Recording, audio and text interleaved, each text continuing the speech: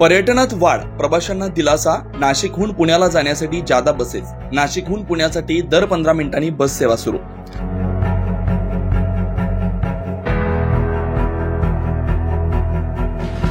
सध्या देशभरात पर्यटनात व लोकांच्या फिरण्यात वाढ होत असल्यामुळे आता बस, विमान आणि रेल्वे सेवेकडूनही त्या दृष्टीने सेवा दिल्या जात आहेत. नाशिकहून पुण्यासाठी दर 15 मिनिटांनी बसेस, तर धुळे, त्र्यंबकेश्वर, शिर्डीसाठी जादा बसेस सोडण्यात येणार आहेत. तर दक्षिण आणि पूर्व भारतात फिरायला जाणाऱ्यांसाठी 2 विशेष रेल्वेंचाही नाशिकच्या प्रवाशांना फायदा होणार आहे.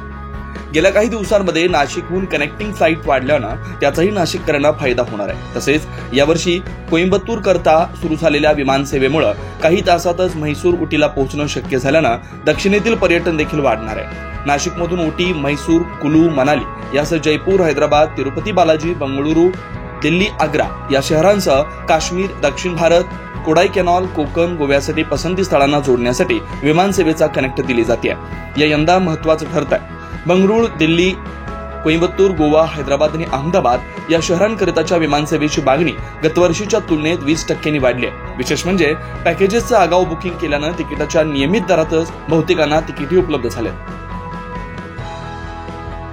9 न्यूज महाराष्ट्र ब्युरो, नाशिक.